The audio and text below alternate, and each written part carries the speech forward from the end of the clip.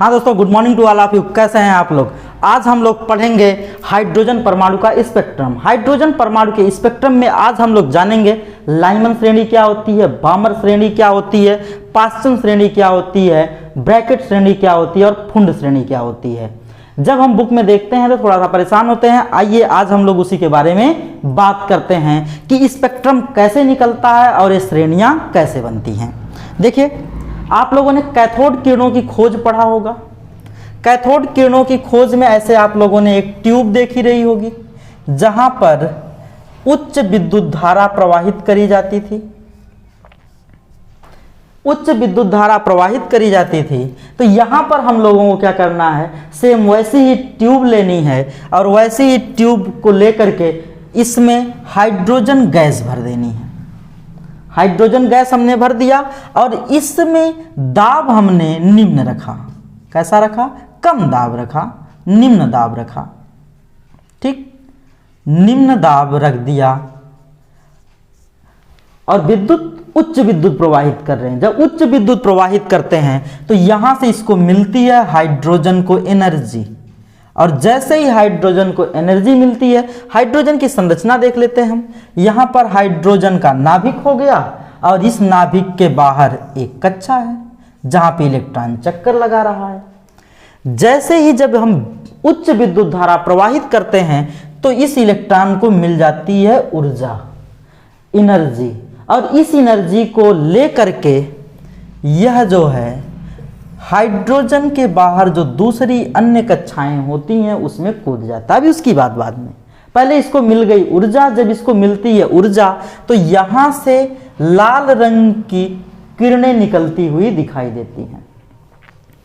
हमने एक ट्यूब लिया जिसका दाब कम रखा और इसको उच्च विद्युत से जोड़ दिया, उच्च वोल्टता से जोड़ दिया। जब विद्युत प्रवाहित हुई तो हाइड्रोजन को मिल गई एनर्जी, और हाइड्रोजन को एनर्जी मिलने के कारण यहां से एक लाल रंग की किरण निकलती हुई दिखाई दी। जब लाल रंग की किरण निकलती हुई दिखाई दी तो इस किरण को हम लोग गुजारे प्रिज्म से। ठीक, प्रिज्म का कार्य क्या होता है? प्रिज्म जो है किरणों को फैला देने का कार्य करती है, तो इस लाल रंग की किरण को यह प्रिज्म भी फैला देती है। तो जब प्रिज्म इसको फैलाती है तो इसमें इस तरीके से फैला दी। अब इसके आगे हम यदि फोटोग्राफिक प्लेट रख दें, जब फोटोग्राफिक प्लेट हम लोग इसके आगे रख देते हैं तो इसमें जो संरचना बनती है वो कुछ इस तरीके से बनती है। ऐसे कुछ रेखाएं दिखाई देती हैं, फिर बीच में गैप होता है, फिर कुछ रेखाएं दिखाई देती हैं, फिर बीच में गैप होता है और कुछ रेखाएं दिखाई देती हैं। इस तरीके की संरचना इस फोटोग्राफिक प्लेट पर बनती है। इस फोटोग्राफिक प्लेट पर बनी हुई यह संरचना कैसे बनी, इसके बारे में बोर के परमाणु मॉडल में सहायता मिली, या बोर के परमाणु मॉडल के निर्माण में सहायता मिली। तो इसको बताया क्या गया कि जो इलेक्ट्रॉन होता है वह, जैसे यह हम लोगों का नाभिक हो गया, हाइड्रोजन का नाभिक। पहली कक्षा में इलेक्ट्रॉन चक्कर लगा रहा है, लेकिन इसके बाहर ढेर सारी कक्षाएं संभव हैं, अनंत कक्षाएं संभव हैं।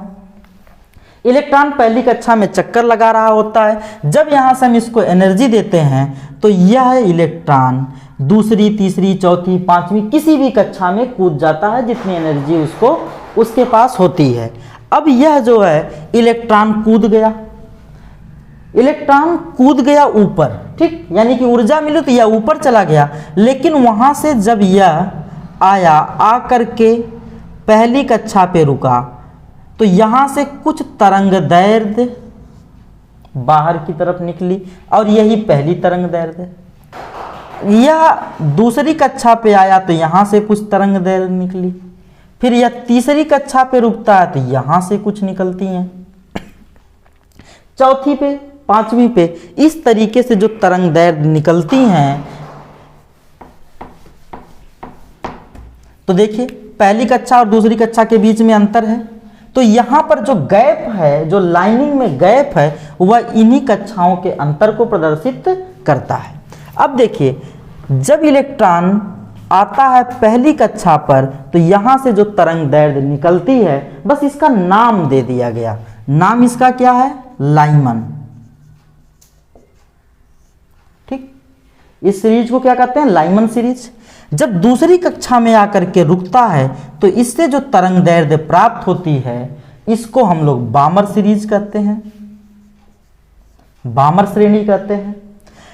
जब इलेक्ट्रॉन तीसरी कक्षा में आकर के रुकता है तो इसको हम लोग पाश्चन श्रेणी कहते हैं, पाश्चन श्रेणी कहते हैं। चौथी कक्षा में आकर के रुकता है तो इसको हम लोग ब्रैकेट श्रेणी कहते हैं, ब्रैकेट श्रेणी।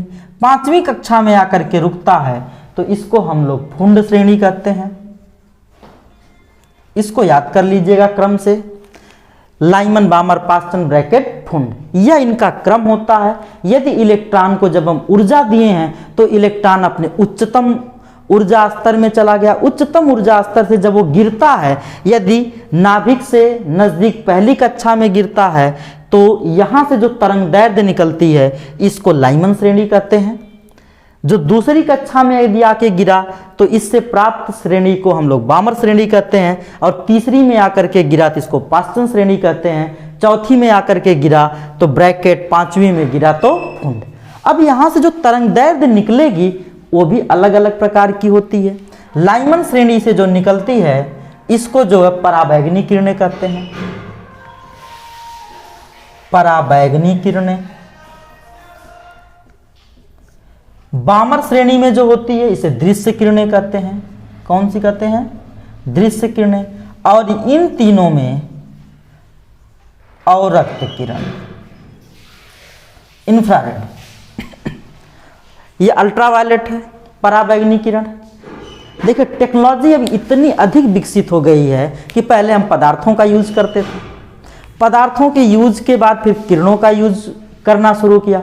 अब कंडीशन ये हो गई है कि जो पदार्थ में या परमाणु में इलेक्ट्रॉन हैं उनकी कुदान को भी डिस्टर्ब करके हम लोग उनसे अपना काम चला रहे हैं। जैसे पराबैंगनी किरणें, पराबैंगनी किरणों के बारे में अगर हमने सुना है तो ये सुना है कि भाई सूर्य के प्रकाश से पराबैंगनी किरणें आती हैं और पराबैंगनी किरणों से रक्षा करती है हमारी ओजोन परत, पृथ्वी के चारों तरफ जो है। ओजोन परत यदि ना रहे तो सूर्य से निकलने वाली पराबैंगनी किरणें सभी पृथ्वी पर आ जाएंगी और ये किरणें इतनी खतरनाक होती हैं कि सूक्ष्म जीवों को मार देंगी, और जो हम लोग यानी कि बड़े जीव हैं इनको भी नुकसान पहुंचाएगी। कैंसर जैसी बीमारियां, स्किन डिजीज हो जाएगी, यानी कि चर्म रोग संबंधी ढेर सारी बीमारियां होने लगेंगी, तो हमारा भी जीवन बहुत सेफ नहीं रहेगा। तो पराबैंगनी किरणें, फिर पराबैंगनी किरणें उत्पन्न क्यों करी जाती हैं? देखिए जैसे हम लोगों के घर में जो आरओ लगा हुआ है उसमें अब जो है अल्ट्रावायलेट रेज का यूज किया जाता है। अल्ट्रावायलेट रेज का मतलब जो पानी पहले भरता है एक चैम्बर में भरता है और इस चैम्बर में एक ट्यूब लगी हुई होती है। ठीक, जो ट्यूब लगी हुई होती है उसमें जब विद्युत प्रवाहित की जाती तो इलेक्ट्रॉन कूदता है उच्चतम स्तर पे और वहां से जब आता है पहली कक्षा में तो निकलती है कौन सी किरण? पराबैंगनी किरण, और जल में उपस्थित जीवाणुओं को मार देती है, जिससे जल जो है जीवाणु मुक्त हो जाता है। दूसरी चीज बामर श्रेणी दृश्य किरणें, जैसे पहले बल्ब लगते थे 100 वाट वाले, अब ट्यूबलाइट का यूज हो रहा है, एलईडी का यूज हो रहा है। तो एलईडी में जो बल्ब होता है वह भी एक व्यवस्था होती है कि जिसमें जो पदार्थ होता है जब हम उसमें विद्युत प्रवाहित करते हैं तो इलेक्ट्रॉन उच्चतम ऊर्जा स्तर पर जाता है, वहां से फिर या दूसरी कक्षा पर आकर के रुकता है। यहां से जो किरणें निकलती हैं वह कौन सी किरणें निकलती हैं? दृश्य किरणें, यानी जिसकी सहायता से हम वस्तुओं को देख सकें। इससे लाभ क्या हुआ? पहले 100 वाट का जो बल्ब था वो बहुत ज़्यादा इलेक्ट्रिसिटी उससे खर्च होती थी, लेकिन अब जो एलईडी है उससे बहुत कम इलेक्ट्रिसिटी खर्च होती है। तो इस टेक्नोलॉजी का प्रयोग कहाँ पे किया गया? बल्ब बनाने में किया गया।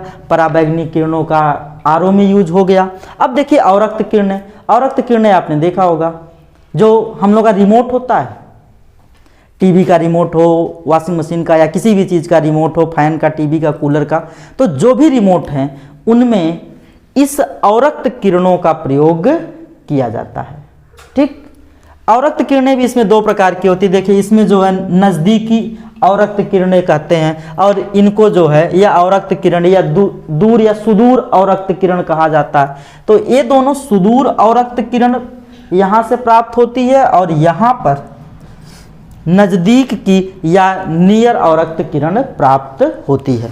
तो बेटा ये श्रेणियां हैं। इसको बनाने का एक और तरीका होता है जो बुक में दिया गया है। हम लोग देखते हैं कि इसको किस तरीके से बना सकते हैं।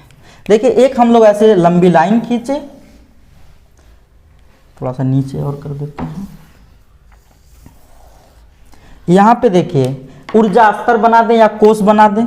यहाँ पे अगर हम पहला कोष बना दें, यहाँ पे दूसरा, यहाँ पर तीसरा, यहाँ पर चौथा, पांचवा, छठा, सातवां और आठवां, इस लाइन को हम दूर तक खींच लेते हैं। अब देखिए